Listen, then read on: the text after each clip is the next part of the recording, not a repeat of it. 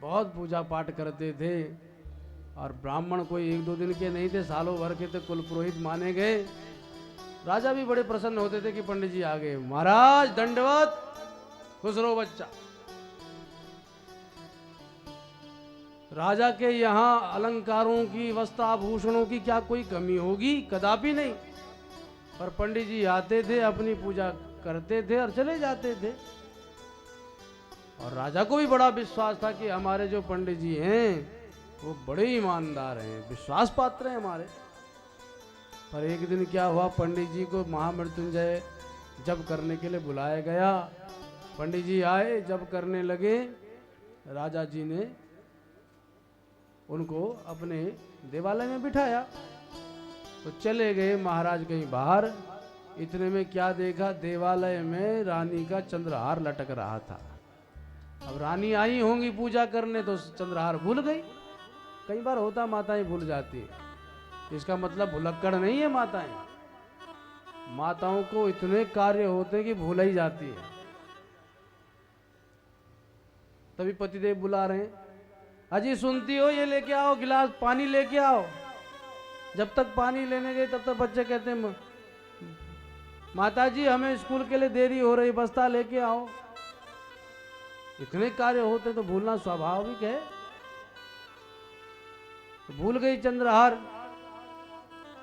तो पंडित जी ने देखा चंद्रहार, तो पंडित जी के मन में हुआ ओहो ये बढ़िया है, क्योंकि अभी राजमहल में आए थे, भोजन पाए थे, भोजन करने के बाद बैठे थे।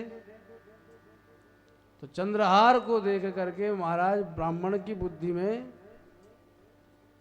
खुरापात चालू हो गई कि इस चंद्रहार को जेब में रख लूं तो हमारी देवी जी बड़ी खुश हो जाएंगे कि चंद्रहार मिला है।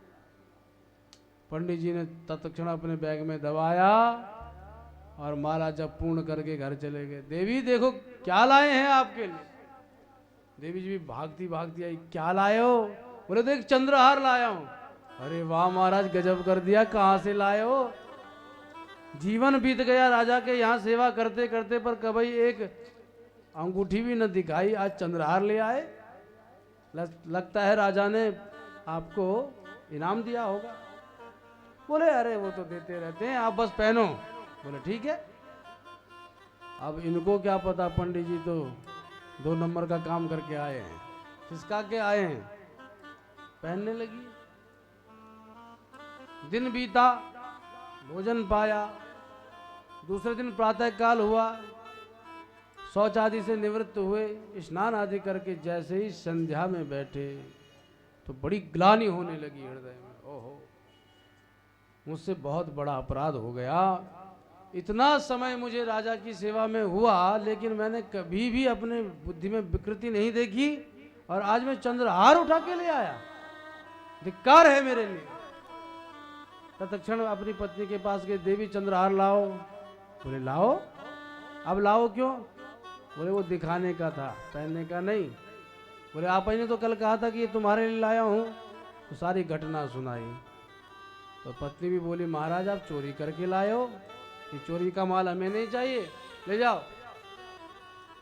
बस क्या चाहिए था, पंडित जी ने वही चंद्रहार पकड़ा और निकल पड़े राज्य की ओर। तब तक राज्य में खबर फैल गई, जो चंद्रहार पकड़ ले गया होगा वो मृत्युदंड का पात्र होगा। सब जगह चंद्रहार ढूंढा जा रहा है। इतने में पंडित जी आए राज दरबार में, महाराज जी की जय हो। अरे महाराज आप आइए आइए, विराजमान हो जाइए, बताइए क्या सेवा की जाए। बोले सेवा तो अब करेंगे ही आप, पर मैं आपसे कुछ कहने आया। मैं जानता हूं चंद्रहार किसने चुराया है। अरे महाराज आप जानते हैं? बताइए कौन है वो, अभी कारागार में डाल दूंगा। बोले वो तो मैं बता दूंगा, पर पहले ये बताओ कल जो आपने मुझे भोजन कराया था वो अन्न कहां से आया था? अन्न कहां से आया था? अरे महाराज हमारे दरबार में कमी है क्या? अन्न ही अन्न भरा पड़ा है।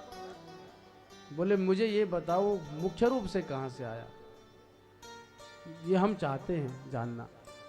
ठीक है महाराज आप चिंता मत करो, हम अभी पता लगवाते हैं।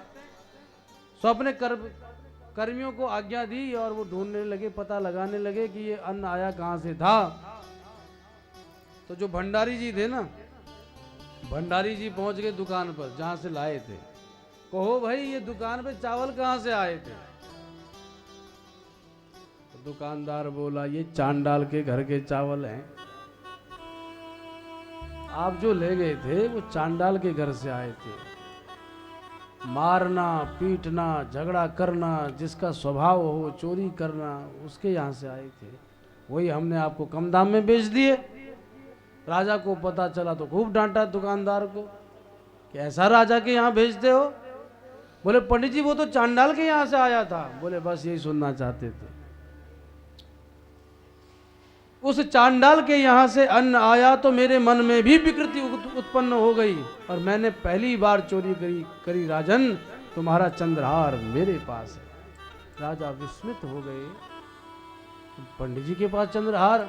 सारी घटना को विस्तृत पूर्वक समझाया, तब राजा की खोपड़ी में भी आया कि अन्न में महादोष माना गया। इसीलिए अन्न का विचार करके ही पाना चाहिए, नहीं कि भंडार, अरे महाराज आप कथा कर रहे हैं आज हमारे यहाँ पाने आओ, और सारी फौज की फौज निकल पड़ी।